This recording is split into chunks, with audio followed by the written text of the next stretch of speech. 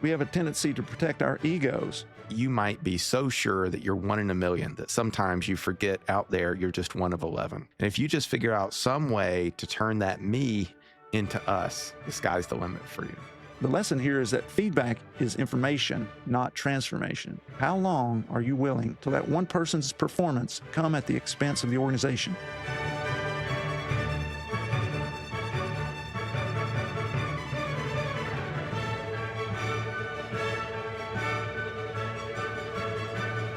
Welcome to Science of Leadership, where we explore leadership both practically and scientifically. What makes great leadership, why these things matter, and how we can do them well. Those are the questions we wrestle with through thoughtful discussions and real-world stories. I'm Tom Collins. I'm joined by my friend and co-host Justin Hamrick. In the first 3 episodes of this series, we examined whether the selfish high performer is truly productive when we account for their effect on everyone else. We considered what happens when organizations direct disproportionate support toward them and how rewarding their behavior can begin reshaping the culture. Today, we're going to turn directly to the person. Can the selfish high performer change? I believe the answer is yes, but change has to begin with insight. The person has to recognize that there's a problem. They have to understand that the way they are operating is negatively affecting other people and limiting the team. When that happens, there may be an extraordinary opportunity for personal growth and organizational improvement. When it does not happen, when the person cannot or will not accept the problem, the leader eventually faces a difficult question. How committed are we to protecting the success of the entire organization? By the late 1980s, Michael Jordan was already the most dominant individual player in basketball. He could score almost at will. He won scoring titles, produced extraordinary playoff performances, and carried an enormous share of the Chicago Bulls offense. But the Bulls were not winning championships. Opposing teams understood that if they concentrated enough attention on Jordan, the rest of the Bulls might not be able to beat them. Jordan's extraordinary ability made the team dangerous, but the team remained highly dependent on that ability. When Phil Jackson became head coach, he implemented the triangle offense. The system required Michael Jordan to give up some control, move without the ball, involve his teammates, and trust them to make important decisions. That was not necessarily an easy adjustment. Jordan had good reason to trust himself. He was usually the best player on the floor and often the best option available. But Phil Jackson helped him recognize that the approach that had made him individually extraordinary was not sufficient to produce the outcome he valued most. One of the clearest moments came during the 1991 NBA Finals. The LA Lakers were directing multiple defenders toward Jordan. During a timeout, Jackson asked him a simple question: who is open? The answer was John Paxson. Jordan began passing out of the pressure. Paxson made the shots, and the Bulls went on to win their first NBA championship. John Paxson later described that sequence as evidence of an important change. Michael Jordan had come to understand that even he could not win alone. Jordan did not become less competitive. He did not become less demanding. He did not surrender the qualities that made him great. He developed enough insight to recognize that the way he had been operating was limiting what the team and ultimately himself could accomplish. That's the possibility we want to explore today. That's a great example. I remember watching the 30 for 30 where Jordan was explaining that, and he came in and he's like, wait, that guy? I'm going to start passing it to that guy, but he's open. And I think he had underestimated the teammate's contribution. He thought he had to carry the load, which it really wasn't true. He started passing. He's like, he made one. He's like, oh my gosh, this is the outcome I wanted, which we'll get into later. Like, Jordan didn't come to try to hurt the team. He came to win. Yeah. And he realized, like, oh my gosh, there's another way to win than just me doing it. And that's what we're talking about today. It shows that it's possible for the selfish high performer to change. For anyone else to make a change, they need to first recognize that there's a problem. And that's the big issue, right? Like, no one comes to work in healthcare wanting to harm a child or do subpar care. But they've got to recognize that there's an issue. There is a different path. There's a different way to do things than just me doing it. You're right. I mean, I'm reminded of, I think it was General Ed Eberhart who said, nobody gets up in the morning and says, I'm really wanting to screw it up today. You know, Exactly. Everybody's going with from their perspective, they're giving their best. And I think that the reality is those people that are the selfish high performers, they're performing at a high level. We already have defined that, right? No one's going to change, especially if they're producing, no one's going to change until they're able to recognize that there's a problem. And that's the foundation for just about any change process that we want to look at, whether it's, you know, if we look at systems of change, John Kotter his system, 8-step process for change. That's probably the most famous, but there are others out there, and so any of those are first recognize there's a problem. Now, if we take a step back, we think about that change for a second. I've said this so many times. Change is the whole reason we need leadership. Wow. Leadership is all about change. I can't tell you how many times I've told people, you don't need a leader to help you stay where you are. You need a leader to lead you somewhere else, right? And that means change. Going somewhere else means changing from where you are to where you want to be or you can be, right? And that's why we need leadership. We should put that on a bumper sticker and sell that. Like, leadership is for change. Like, and that's such a great point. And I would even clarify, like, selfish high performers don't even need to recognize there's a problem, but they do need to recognize that there's an alternative way to do it that may get improved benefits. Like Jordan's example. It's not like Jordan wasn't doing everything right. He was scoring the points. He was getting Defensive Player of the Year. Like, he was doing all the things. None of that's a problem. But there was another way to do it with improved success. But we don't like change. As humans, like, we don't like change. And we're not talking about toddlers. Like, we're not talking about talking to your very young child who's at a stage where they're trying different things, and change for them is fairly easy for most of them. We're talking about adults that have gone through that learning process. And change for us is very hard. As human beings, we like things that are comfortable, particularly those comfortable things that benefit us. Right. On an individual level, Jordan was dominating everybody in the NBA, right? Like, he was probably at the top of the Sports Center talk every night. Right. Beating the leading scorer was really important to him, to his ego. It was easy enough for him to look around and be like, I'm doing everything I need to do. Why aren't y'all doing your thing to do? But that's a little bit of perspective, right?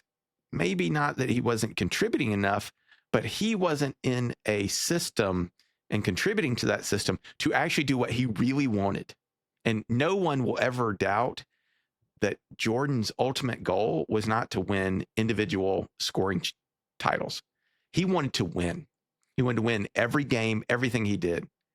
But he had that certain perspective, but he didn't see how he was contributing to, I'll use the term used, the problem. Like, why weren't they winning yet? He was doing everything individually he needed to do, but to take a step back and look and say, what part of the team was he not doing to help them win?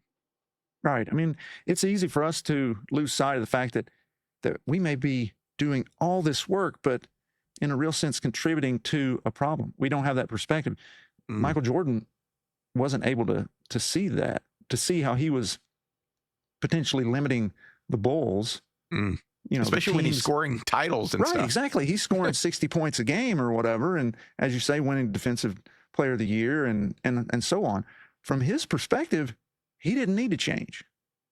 But then Phil Jackson came in and was able to help him gain that insight that maybe there was something that he could do differently, a little differently, not totally change to a new basketball game or a sport, but just change a little bit to improve the team's performance. And that was giving others a chance to contribute. There's no metric that they're going to highlight on SportsCenter about your contribution to other people's scoring. I mean, they have assists and things, but like outside of that, like, it's not a measurable stat. When you have a selfish high performer, why do you think insight is so important before any real change can occur? And I know this seems simple, but I think we should really get into why the very beginning, before any feedback can occur, before any plan, like, obviously Phil Jackson knew this. Phil Jackson knew that before he could put a play in with the triangle offense, his first question went back to Michael Jordan. And it really, really went to insight. I mean, that was what he was asking. Why do you think that's so important outside of the basketball court? I mean, I think that fundamentally, if we're doing something, if we operate in a certain manner, right, we do that because we think that's the right way we should be operating. Yeah.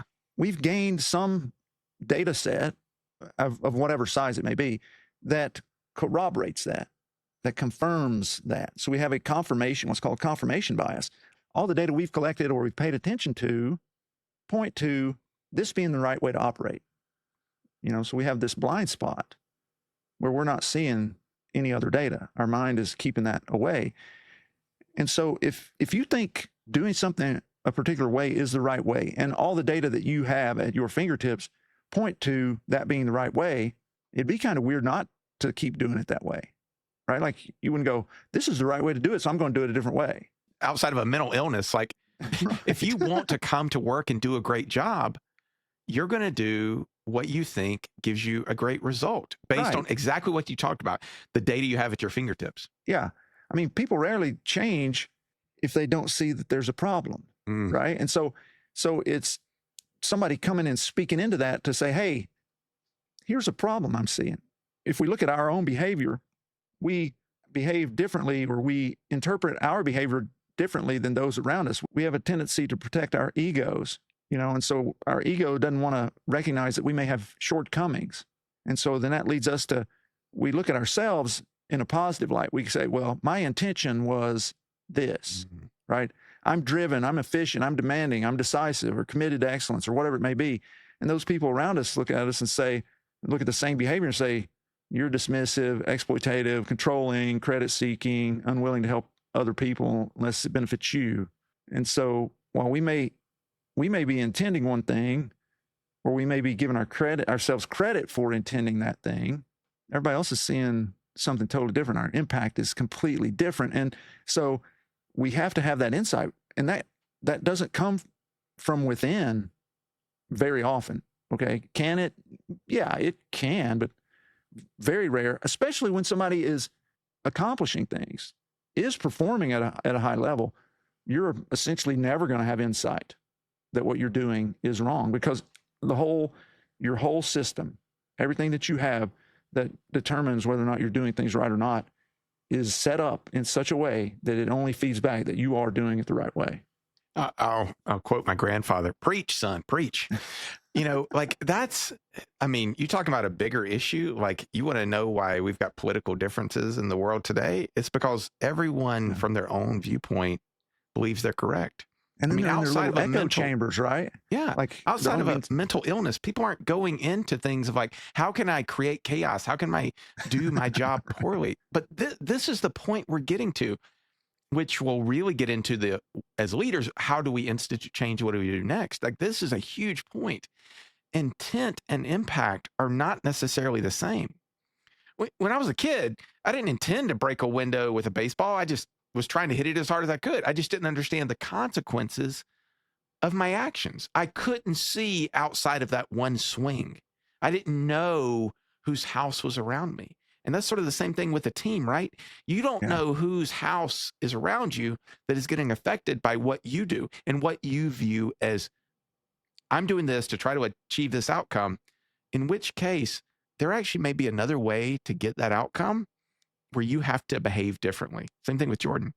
But that's different from the impact that what really happened. And that really gets to how we're going to approach dealing with the issue as leaders and how we view those selfish high performers. Yeah. And stepping away just for a second from that selfish high performer and their need for insight, as leaders, we have to recognize how we impact other people. Ooh. If we don't, that's an entire five-part series. Yeah, that's a whole other thing. But if as leaders, if we don't recognize that, it's going to severely limit our ability, with regard to leading other people. Since we've started this podcast, I've started to almost every interaction I have to ask myself, what if I'm wrong? Dude, that's a great question. If what I'm thinking and what if it's wrong? And trying to, like you said, get that insight of what if the way in my echo chamber, the way I'm thinking about things, is just biased, incorrect, whatever you want to say. So when I was writing my book, the 4 Stars Leadership book, now that available on Amazon. Now that I have multiples, I have to clarify. But when I was writing that and I was working on this idea, listen, with a willingness to be persuaded, I was thinking through like, okay, what would it take to listen with a willingness to be persuaded? And I have this table in the book, and it's got 7 key things. And one of them is recognize that the other person has the perspective they do because they have data you do not. Oof. You know, so it Wow. is like almost going from could I be wrong to the next step I would say is how am I incomplete in my understanding of this? I'm wrong to some degree. What is it? You know, if we can get to that place, man, that makes a huge difference, I think. Let me pause from our conversation to ask you, the listener, a question. Are you ready to turn leadership principles into daily practice? Are you ready to become the leader you're capable of being? If so, my new book, The 4 Stars of Leadership Development Guide, is specifically designed to help you do that. You'll get a 12-week program designed to help you strengthen your character, competence, caring, and communication. Each chapter comes with focused reflection, illustrative stories that bring the concepts to life, and concrete actions you can apply immediately. No matter where you are in your leadership journey, it's a resource that is guaranteed to help you. You can find it online at Amazon, Barnes & Noble, and essentially all outlets where you get your books. Get your copy today and begin becoming the leader you're capable of being. Now let's get back to this interesting conversation. Let's get back to sort of what we were talking about of the difference between intent and impact, because I do think not only do we need to go into every conversation of what if I'm wrong, what evidence is there that I'm wrong, but like going to the selfish high performer, what is the difference between intent and impact? We're going to give them credit here, I think, because there are some people out there who are just totally after whatever they can get, money grabbing, positions, power, etc. Yeah. And we've seen plenty of that. I'm going to say that probably most people in that scenario, they're trying to do their best to affect the best outcome for them, not necessarily trying to stomp on anyone else or so forth. They're just the center of their own world, right? And so I think that their intent is I want to achieve, and they're not thinking about other people. So this reminds me, so growing up in the South, everybody's like, oh, everybody's so friendly or whatever, and that can superficially be true. And people would talk about folks like from the North, especially the Northeast, they're so rude, they're so cold, et cetera, et cetera. And then we moved to Philly, and I came to recognize that mostly it wasn't that. I mean, the folks of the Northeast can be some of the dearest friends that you will ever meet. They just take a while to let you in. Most of the time, they're just not recognizing that you exist. When you're walking along on the sidewalk in New York, nobody's, I'm just going to be rude. Let me pause from our conversation to ask you, the listener, a question. Are you ready to turn leadership principles into daily practice? Are you ready to become the leader you're capable of being? If so, my new book, The 4 Stars of Leadership Development Guide, is specifically designed to help you do that. You'll get a 12-week program designed to help you strengthen your character, competence, caring, and communication. Each chapter comes with focused reflection, illustrative stories that bring the concepts to life, and concrete actions you can apply immediately. No matter where you are in your leadership journey, it's a resource that is guaranteed to help you. You can find it online at Amazon, Barnes & Noble, and essentially all outlets where you get your books. Get your copy today and begin becoming the leader you're capable of being. Now let's get back to this interesting conversation. Let's get back to sort of what we were talking about of the difference between intent and impact, because I do think not only do we need to go into every conversation of what if I'm wrong, what evidence is there that I'm wrong, but like going to the selfish high performer, what is the difference between intent and impact? We're going to give them credit here, I think, because there are some people out there who are just totally after whatever they can get, money grabbing, positions, power, etc. Yeah. And we've seen plenty of that.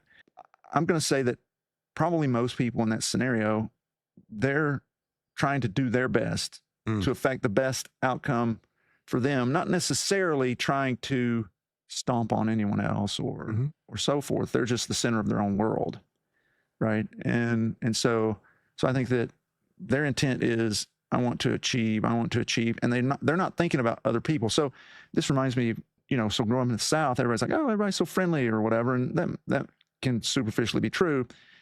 And people would talk about folks like from the North, especially the Northeast, they're so rude, they're so cold, et cetera, et cetera. And then we moved to Philly, and I came to recognize that mostly it wasn't that. I mean, the folks of the Northeast can be some of the dearest friends that you will ever meet. They just take a while to let you in. Most of the time, they're just not recognizing that you exist. When you're walking along on the sidewalk in New York, nobody's, I'm just going to be rude to that, hayseed here. they don't recognize you exist. And so to some degree, I think that's what happens with the selfish high performer, is that they don't recognize that the other people exist to some degree, right? And so they're just doing their thing, focused on their thing and how they think they're going to actuate that in the world, not recognizing that by doing that in the way they're doing it, it's actually impeding their ability to achieve that goal.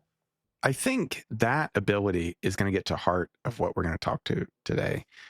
The ability of us as leaders, obviously, but of the selfish high performer to consider our impact that helps us have insight in the need for change. The impact outside of our individual lane, like what are we doing that is also impacting others? Because, I mean, it might have been part of the story for Michael Jordan, right? He was winning scoring titles. He was doing everything individually that he should have done.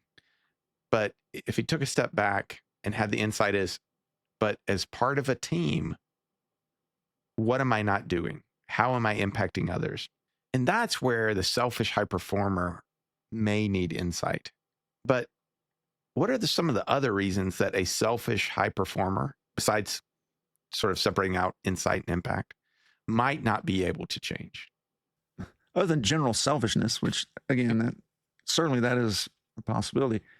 Think about this lack of insight or what have you. I'm reminded of John Gardner. He wrote this book called On Leadership back in, I think it was published in 77, 78. And he said that most people spend their whole lives pirouetting for some scorekeeper, real or imagined, with little thought of how their actions may affect others. And I think that's a huge reason. And tied to it, I think there are people who may not know how to behave any differently because, again, they've spent their whole existence pirouetting in front of some judge so that they can be deemed, hey, you're number one or whatever. And so I think that's one thing. I think there are those who simply don't care. You know, what they're doing is working for them. And if everybody else has a problem with it, so what? They're getting the goodies that they want or so forth. I guess another one might be that some people lack motivation to change because it does take a certain amount of energy, cognitive energy, and psychosocial energy to make a change, especially if what they've got going on is to their benefit. Those last two people might think it would be foolish to change, and the data they have, at least as they interpret them, probably endorse that perspective. And so you have some, what can we call it? Inertia, in a sense, right? It's working for them. They're in some sort of flow state, if you will, or not flow state, but moving along this stream that's resulting in some degree of success. Why would they change? Because that's only going to take more energy and from their perspective may result in a worse outcome. It's amazing how many times I go back to Ted Lasso on this, but I'm going to read this so I don't mess it up. But I remember the famous Lasso quote where they've basically got a Jordan, right? Like they got Jamie Tart, leading scorer, doing everything. Like he is the guy, but the team's losing. The team's losing. And Lasso says, Jamie, I think that you might be so sure that you're 1 in a million that sometimes you forget out there you're just 1 of 11. And if you just figure out some way to turn that me into us, the sky's the limit for you. That's sort of what we're talking about with this insight, is to get people there of like, listen, you're doing everything right. You are doing everything we ask on an individual basis. But as a leader, I'm not leading you. I'm leading the team. And the team's goal is to succeed. And is there some way that we can change the way of what you're doing to help the ultimate vision, which we've always talked about, is team success, organizational success? How can we do that? So that's what we're really getting to, is like, how do we get to that level of insight? How do we give them that feedback to get our selfish high performer to change, to have that insight, to move forward, to make the team succeed? Here's a really good question I think that we should roll around, kind of connected to that, is what does real insight look like? How can you tell if someone is beginning to understand that there is a problem? Whew. That's the heat. What I think I've noticed first, if I'm really paying attention, is the look on someone's face when it seems to hit them that they're having a negative, unintended impact on someone else. Now, that does sort of go with the preference that they're coming into work or into their job or into their game trying to be the best that they can be and to win. In that moment, it's like they realize that there's other ways and other people that are experiencing them is different than what their viewpoint is. It is that moment where they're like, what if I'm wrong? What if the way I see things, what if the data I've got in front of me that I've been basing these decisions on is wrong? What if there's some negative consequence to the way I've been doing things that I've only seen, in my limited viewpoint, positive results from? That's something I've seen in the moment, whether it's in a meeting, on rounds, in the OR. I think if we're talking about one-on-one, it's the ability to stop and not be defensive. Like that's one of the biggest things is when given some alternative viewpoint, you tell them, hey, I know you've been doing really great on X, but it's not getting the desired achievement of the team that we want. There's two responses to that. It's someone sort of sitting back, sort of thinking about it. Oh, God, wait, what if you're right? And then there's someone being immediately defensive. Well, I'm doing what you asked me. I'm doing this. Yeah. When I see someone who can accurately describe the situation without spinning it to preserve their egos or their actions, I know that they are developing insight or that they've got insight already. When I see them being curious about how they're affecting others or how other people see the same situations, or looking for examples to understand how everything else is being perceived or is infecting others, then I know that that selfish high performer is starting to gain that insight. When those things happen, it often seems like an avalanche. It really is the light bulb moment for that person to be like, oh my gosh, there is a world outside of what I've been seeing. When they realize, what if, not necessarily they've had it wrong, but what if they've had it wrong? What if the data, like you said, what if the data I've been basing all of my decisions on is incomplete? And what that really does help, and I love that example, is it doesn't say that there's some mental flaw in the person. It doesn't say that they're stupid. What it really gets back to is the viewpoint of, I didn't make a wrong decision. I made a decision on incomplete data. And that's where that insight comes into, is like, it's not that I see some character flaw. I didn't have all the data. And because that turns that person to go to, how do I get all this data? I want to make the right decision. How do I get that data? I agree with all those things, especially that light bulb moment where you see it almost like wash over somebody. And sometimes people get emotional in that situation, depending on how they recognize it's impacted other people and their sincerity. I mean, a lot of times these people that I've worked with are very sincere people, just totally haven't realized it until that moment, and it just floods over them. So that certainly another one I think that I would add is when somebody can accept responsibility for a negative outcome, to really just own that without needing to be prompted or having it spelled out for them. I think that's when you know that real insight has occurred and that they're ready, maybe already starting to make some real changes. Okay. So we've covered what it means and what it looks like for the selfish high performer to change. If they're willing to, now let's shift to talking about why this is all important. I mean, it seems like it'll be a little bit elementary, but I think it's really helpful for us to say the so what with this. What can be the result when a selfish high performer genuinely recognizes the negative effect that they're having on the team? Yeah, I mean, I think we can start with our example that we let out the podcast with, right? I was looking at the Bulls. They went from not winning to winning multiple NBA titles. They went from a solid could have been to being, listed. I mean, seriously, listed in the pantheon of greatest basketball teams of all time.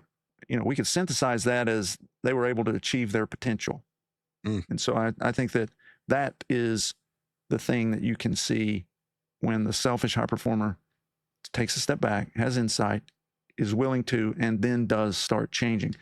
When that shift happens, when they start sharing the resources or the time, the acclaim, the whatever it is, people around them start buying into the team. Most of the time up to that point, people are holding back. Why am I going to devote all of my energy and effort to this thing when that person over there is getting all the reward? I'm not going to invest all my energy in that. So they're holding back up until that point. But then when they see it and they start buying in, they begin delivering on what they're capable of, and that will far exceed what the selfish high performer could ever do individually. Guaranteed. You're right. We've talked about this on previous episodes of like the impact that you don't even realize you're having. The sort of the selfish high performer contributing to the potential. But that realization, what you're talking about, the achieving your potential, I cannot speak enough about this. I seem to talk about it on every episode. It creates a culture, a locker room, if you will, where everyone is working together. No one battling for center stage, and the collective is stronger than the individuals. We've talked about this so many times on multiple episodes, but in doing this, the goal isn't to make the person, the high performer, less talented, ambitious, forceful, or productive. We don't want to hamstring our high performers. We want to actually make them better. Like to hamstring them back would be foolish. Our goal is to help them use their natural capabilities in a way that expand rather than restrict the performance of others. Michael Jordan did not become less competitive. He became more effective because he learned how to involve and trust his teammates, which made him better. Right. His legacy isn't going to be what he did before the Bulls won all those championships. 40 years from now, when people have forgotten anything that we've said, and they look back on NBA history, they'll remember the Bulls that won all those championships and what Michael Jordan did to be a part of it. I think, as you said, our goal isn't to limit the high performer's strength. It's to remove the way that strength is limiting everyone else. So let's go to the flip side. What happens, and how does a leader deal with it, which we'll get into later, if the selfish high performer won't buy into it? What if they insist there's nothing wrong, or they give a lip service but don't change? The things we were talking about earlier of like, how do you recognize change? You know, looking back and looking at the thing or not being defensive. What if they do the opposite of all of those things? It gets down to, what are you really wanting to do? What are you really hoping to accomplish as a leader with this team that you're tasked with leading? You can either accept it and just recognize that everybody else is going to be falling short of what they're capable of, and the team itself will. You can address it. And in this scenario, we've already tried to give them insight. So addressing it in that sense is, okay, if you're not wanting to be a part of the team, we're going to have to find something else for you to do, right? So I think that there aren't a whole lot of options, really, you know. Unfortunately, I've seen these sorts of scenarios a lot in academic medicine. We can say that most people in academic medicine are really bright, intellectually, very capable people. They've spent, as John Gardner said, as I mentioned earlier, they've spent years since they were little kids pirouetting in front of whatever scorekeeper was needed so that they could be the best as individuals. And people had to recognize it if they were to get into medical school, right? Like you had to compete and beat everybody else to be able to get into med school, and then to get into a good residency program. And if you did fellowship, get to a good fellowship program and perform well there, and then get a good academic appointment, and et cetera, et cetera, et cetera. You know, like there's all this competition built into the thing. And that's the environment. I'm just thinking of a fish. Like that's the environment that you're living in, that you're breathing, literally having grown up in it, and you've been rewarded for that behavior. There are so many psychological factors that keep those people from being able to see either that there's a problem or to care that there's a problem. So an example from my own experience of you know, this sort of thing of insight and having performed at a high level, and then having somebody kind of like bring that to my attention that maybe I could do a little bit better. So when I was a couple of years into being an attending physician, so this was in Arkansas, and I was the cardiology attending on service, and we were rounding on patients on the cardiology service, and I was leading our team, you know, on rounds, and so I think we had a fellow that day, we had, you know, a couple residents, an advanced practice nurse, and then we had couple med students, I think. And so to that point in my training, in my faculty career, I had gotten consistently high teaching evaluations. I'd won an award for being a good teacher. I always enjoyed teaching. I felt like I was pretty good at it. Folks seemed to come away having known more than when they got there, and so we're there on rounds, and my tendency was to ask people, hey, can you describe X? And it's so that we could get going on some kind of teaching, right? And so I asked one of the students, very elementary question: how does Lasix work? Seems like a pretty innocuous question. I mean, that's something that everybody learns in pharmacology in second year of medical school, right? So this is not like, and it's one of the most common drugs that we give. So it's not like this is this tremendously challenging moment, or shouldn't be. It's something that we all should know, right? And the student froze, and she looked at me, and her bottom lip began to quiver, and her eyes filled with tears, and she just broke down, like right in the middle of rounds. And I was dumbfounded. I had no context for that sort of thing.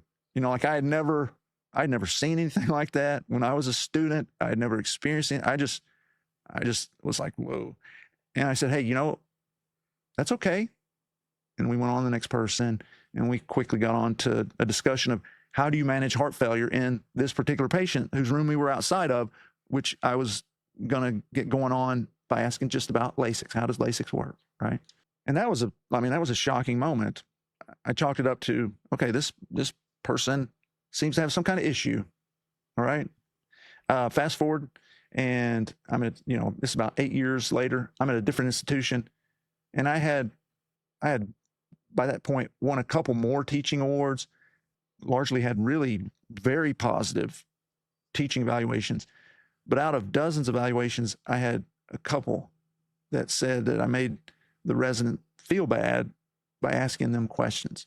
Same kind of thing as with this student, who had this event during rounds, and that it had a negative impact on their learning, and consequently on their experience of me and the rotation. And so here I was faced with, okay, you've won multiple teaching awards. Almost all of your evaluations are really good. Like, you could blow it off and say, these people got some issues, right? I had a decision to make. I could keep doing things the way I was doing them and just attribute the feedback to some kind of issues with the trainees, or I could take it seriously and do something about it. And I actually chose the latter. At the end of the day, my goal in academic medicine and in life in general, I've said this so many times, is to help other people do great things. And in that moment when I'm trying to teach folks, it's to help them learn so that they can take the best possible care of their patients, somebody else's kid someday, right? That means that their learning styles change. Then I have to be able to change my approach. If I don't, I may be a great teacher for 90 to 95% of the trainees, but they're going to be ones that I'm causing to shut down from learning.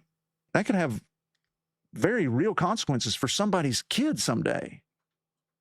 So I actually took this course in mastering bedside teaching, and I learned some really valuable techniques to improve my teaching, really with setting up the environment, if you will, for how to teach better, how to, get folks more engaged, how to keep them from feeling like they've been isolated or, so forth. I'm not perfect. I won't ever be, but I'm better able to meet the needs of the trainees where they are and help them move forward to become more of what they're capable of becoming because of that. But that's an example of, of a moment, if you will, but in my own life where all the data I had were very positive, except for these couple of things, and I could respond to it a certain way. And anyway, I chose to say, hey, there's an opportunity for me to be better here. That's a huge one that really highlights insight. And I think out of that, I suppose we could say that insight creates an opportunity for change, not a guarantee that a person will be willing for change. The insight has to be the first fork in the road. Have to have recognition that there's another path. There's not one road that'll get you to where you want to go, but there's alternative route. Let's get to now what we always get to. let's turn to what the science says about this extremely difficult situation. What does the science say about what we're talking about? Insight, moving forward, that type of stuff with this selfish high performer. Sure, I think we can bring in a little bit that gives us insight into self-awareness, feedback, and the possibility of change on this. I would say if we look at typically we look at about 3 studies briefly. The first study helps explain why insight has to come first. Leanne Yep. Atwater and her colleagues studied almost 1,000 student leaders and more than 1,200 followers. Some of the leaders initially rated themselves considerably more favorably than their followers did. Imagine that. After receiving that feedback, those leaders lowered their self-ratings, and their followers subsequently reported improvement in their leadership. That study demonstrates that leaders may see their behavior differently from the people they lead, and making this difference visible can actually create that opportunity for change. I mean, that goes along with what we've been saying, right? That the first step is recognition that there's a problem, an alternative path, something like your example with Jordan. There was no evidence he had in his sphere 60 points a game, scoring titles. Like, why aren't we winning? Why aren't we getting to where we want? The first step has to be helping the person to recognize that others experience their behavior, their outcomes, their path very differently than they do. Absolutely. Now, the second study shows that receiving that feedback isn't enough. In a field experiment involving 110 police supervisors, Atwater and her colleagues found no overall improvement in subordinate rated leadership simply because supervisors received that upward feedback. What predicted favorable change was how supervisors responded, as you might imagine. Those who reacted more positively and took steps to improve were more likely to improve over time. Organizational cynicism also affected the results. The lesson here is that feedback is information, not transformation. The person still has to take the information seriously and act on it. Feedback is not insight. Giving someone the information, like what we talked about before, how do you recognize insight? It's the opportunity for insight. Yes. It's someone being like, what? Whoa, not being immediately defensive. Well, that's not true. That's not immediately rejecting it. Like accepting and be like, oh, there's something different. Feedback, and golly, this is really going to get into how do we do this eventually. Feedback is not insight. That is not the same. So as leaders, we can create the opportunity for insight, but we can't force someone to accept responsibility or to do the necessary work for that change to actually occur. Absolutely. So our final study here examined whether executive coaching can help people change. Nicola and her colleagues performed a meta-analysis of 20 controlled studies, and they found that executive coaching had a moderate positive effect, with the largest effect being for behavioral outcomes, which were significantly greater than the effects on attitudes. The researchers also reported positive effects on outcomes such as self-efficacy, psychological capital, resilience, and goal attainment. Let me make a note. Some of the important limitations of that study: the outcomes were based primarily on participants' own reports rather than observations by coworkers or objective performance measures. And several of the specific findings were also based on relatively few studies. The research also examined executive coaching generally not focused specifically on the selfish high performer. So that gives us some caution as we think about those. Overall, the study does not establish that assigning someone a coach will necessarily produce sustained change that colleagues can see, but it does show that there is definitely the opportunity for improvement and that coaching can be helpful. The science seems to support the possibility of change, but not the assumption that change will actually occur simply because feedback and coaching has been provided. And that's one thing I think we'll get to eventually is it's not purely on the leader to create insight. Even if you've created executive coaching, you've given them created the culture for effective feedback. At the end of the day, the leader is only responsible for so much, but Right. the insight has to be there. Yeah, that comes from within. Exactly. So when we take all these 3 studies together, we see 3 things. First, people may have significant blind spots about how others experience them. Second, feedback creates that opportunity, that opening for insight, that opening for change. But as you say, the recipient's response really determines whether that will lead to something. And then third, coaching can support improvement, but the ultimate test is whether the person's behavior changes consistently and whether the people around them experience that change. Let's get to my favorite part of all our episodes, the practical, like how. We've talked about why it's important, what it is, how the science supports it. Let's get to the practical side of this. What does that mean for our leaders? Because this is where it's going to get hard. Like everything else we've talked about, like we understand why it's important, but the leader's got a big impact in this. Insight is not going to occur usually without the feedback. So how should a leader raise the issue, or there even is an issue or problem, without immediately pushing the person into defensiveness? How can we help the high performer develop insight in as much as we can control that? Sure. I would say, from a practical standpoint, think about how you would want to receive the feedback. How would you want that person to raise the issue with you? I think most all of us, especially if we've been pirouetting in front of judges our whole life, but most all of us want to know that we're appreciated. Hey, you're really accomplishing a lot of great things. We appreciate you. I think one of the things that can happen in this sort of scenario is that our minds immediately go to the negative space, and we decide that all of our work, all of our output is not being appreciated. If that switch gets flipped, man, you've lost it. You've lost the battle right there. It's very hard to recover it. So first, we have to let the person know that we value them. We value their contributions. They're an important part of what we're trying to do. That has to be as clear as possible to the person. So I would say that's the first thing. Then the next thing is we have to describe the observable behavior and avoid character labels.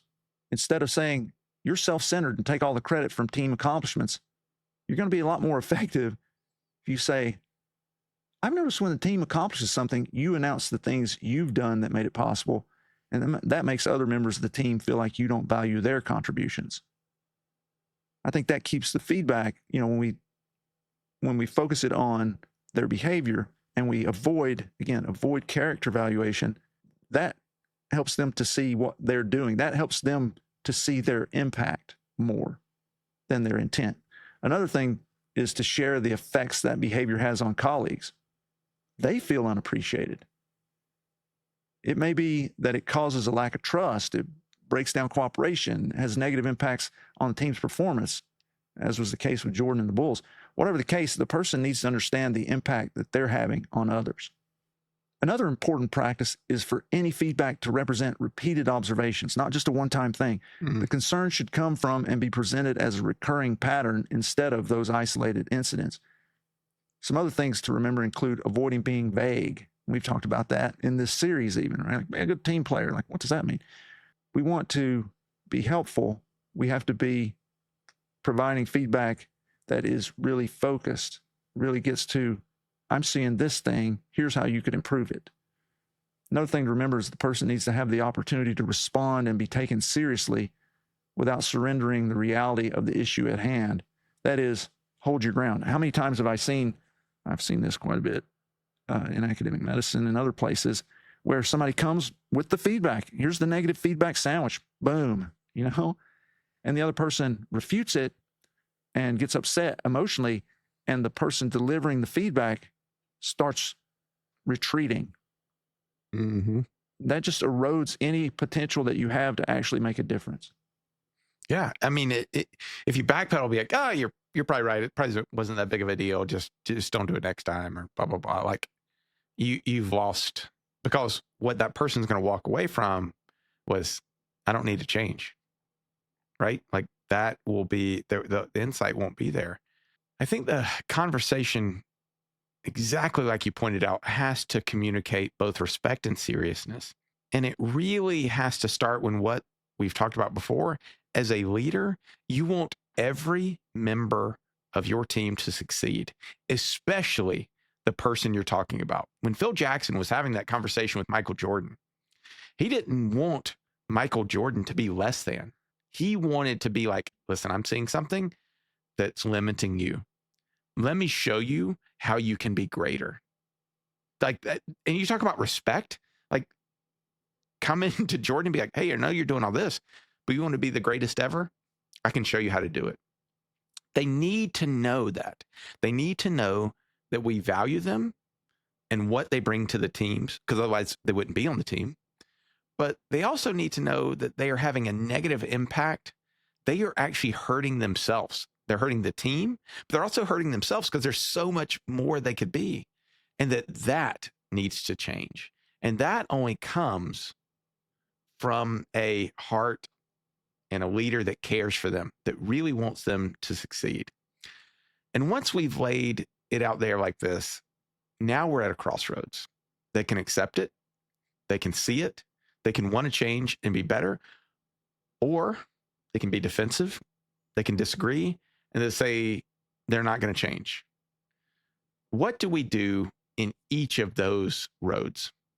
Yeah, I think the first one's pretty easy, right? Like if someone has insight and they want to change, we got to do everything that we can within our power to help them change. And that may look different depending on the person, depending on what kind of change is needed, what the situation calls for. Kind of as we covered in the science break, coaching has been shown to be beneficial. So we can provide the person with coaching. That may begin with a 360-degree evaluation to get some focused feedback, things that we can work on with them and so forth. They may need some sort of training courses, like the bedside teaching course that I took, or some other developmental things. Whatever we can do to help them, we need to make sure that we do that, and also that we have definable objectives. What are we trying to see as as change here? That's going to help us in the developmental process. And then do scheduled follow-up and assess how things are going. I think that's what you do. Basically, okay, here's the problem. Here's our plan. Here's what we're going to do to change it. And then we're going to monitor it as we go along, do follow-up, make tweaks as you go. It's a pretty straightforward thing. The other situation, maybe not so. Again, I kind of hit on this a little bit earlier as we were talking.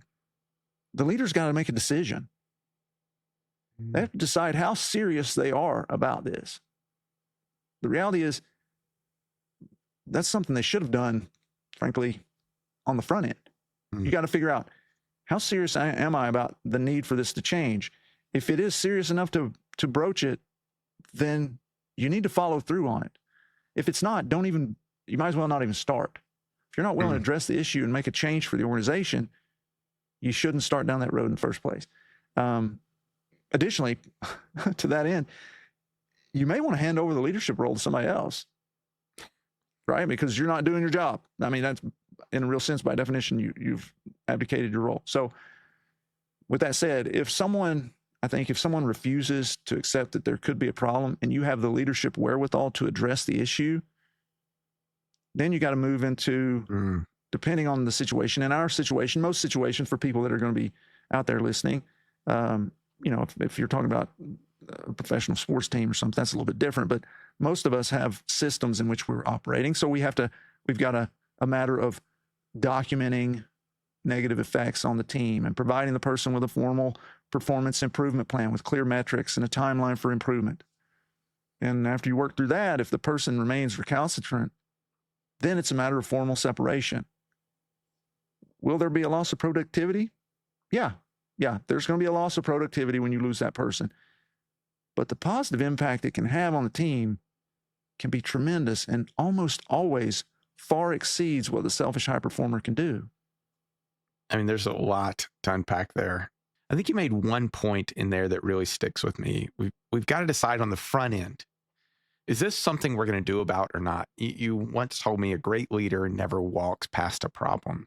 But if we aren't willing to die on that hill to address that problem, then we probably shouldn't be in the leadership role, and we probably shouldn't bother with going through the process. I mean, it'll be empty, right? Another thing I have that I just wanted to touch on real quickly before we move on is it sounds like these should always be done, if possible, in person. Oh, yeah. I know that sounds a little simple, but, in today, post-COVID, status post, so many things are now done on Zoom. But this sounds like something, if possible, to be done in person. Would you agree with that? Yeah, absolutely. The only caveat to that is if somebody does something ridiculous or egregious that needs to be addressed immediately, Yeah. and there's some timely reason that nature you of it. can't. Gotcha. Let's say you're on vacation and somebody does something absolutely ridiculous, then okay, that's a different scenario. But otherwise, yes, it should be in person. Absolutely. Gotcha. Let's get back to sort of that point. Like, if you're not going to address it, if you aren't going to address it, you're not going to do all the things you talked about, follow through, then we've got to step back and say, maybe I shouldn't be here. Yeah. I mean, I think as leaders, we have to ask ourselves what our final decision on these sorts of situations really says about our own commitment to the organization. Mm. If we're not willing to address, and these are some of the biggest legitimate leadership issues that one can face. If we're not willing to address those sorts of issues for the betterment of our organization and the people that we're leading, fostering the development and accomplishment of all the other people on the team, then that is a tremendous leadership deficit. We're responsible for every single person on the team, every person. And every one of them is affected by the selfish high performer, which in reality may extend far beyond our team, may have a much wider negative impact. Those people are out there in our organizations having impacts. We got to have the long-term vision to be able to accept the short-term loss of that high performer. But that's what separates the great leaders, right? You think so. of how many people in professional sports that have someone who individually is at the top. Like, they are the league's leading ERA, best pitcher, but for some reason the team isn't winning. And for the go to the Jordan, like, if someone else had been in that role that Phil Jackson was in, would they have the leadership to go to Jordan and say, what if you're wrong? What if there's another way to do it? What if the way you're doing it and winning all these titles and everything isn't the right way to do it? I think retaining someone indefinitely, despite persistent negative impacts on the team, sends a really negative signal about what the organization is prioritizing. Yeah. What we say to our organization values are only credible if we live up to them. If we care about success of the team and the organization overall, but then do not hold everyone to those standards, what happens is exactly what you talked about earlier in this episode. People are like, why am I doing this? That's not what they're valuing. That's not what they're rewarding. And for those who avoid making the difficult decision, you're still making a decision. Right. It's a quote. No decision is a decision. You've decided to accept it. You've decided not to address it. And that is, people smell smoke, right? Like, they know, even if I decided not to address it, then that is you addressing it by not addressing it. And that'll be seen as an endorsement by everyone on the team who are experiencing that and experiencing the harm of the selfish high performer. Absolutely. We need to remember that helping someone change is a fundamental act of leadership. Allowing Bumper them to, sticker. Yeah, absolutely. We're going to open a store. Allowing them to keep harming the organization after they've refused the opportunity to make a change is abdicating our leadership role. So can the selfish high performer change? Yes, but only if they're willing to see the problem and do the work. A leader can provide feedback, explain the impact, offer support, create a real opportunity for growth, but ultimately the person has to accept responsibility and demonstrate change. If they do, as we've discussed, the upside can be tremendous. If they don't, the question shifts from the employee to the leader. How long are you willing to let one person's performance come at the expense of the organization? At some point, patience becomes avoidance. And that's where we will go in the 5th and final episode of this series. What do you do when the selfish high performer will not change? Thank you for joining us on this episode of The Science of Leadership. We hope today's discussion gave you practical tools and a deeper understanding of how you can be a better leader starting today. Remember, leadership is about helping those we lead do great things. It's a journey of continual growth and learning. When we embrace that journey with curiosity, courage, and humility, we can confront challenges, overcome barriers, and foster environments where everyone can succeed. If you enjoyed today's episode, be sure to follow or subscribe, leave a comment, and share the episode with others who are passionate about leadership. Till next week, keep leading with character, competence, caring, and communication. This is Tom Collins. Let's keep growing.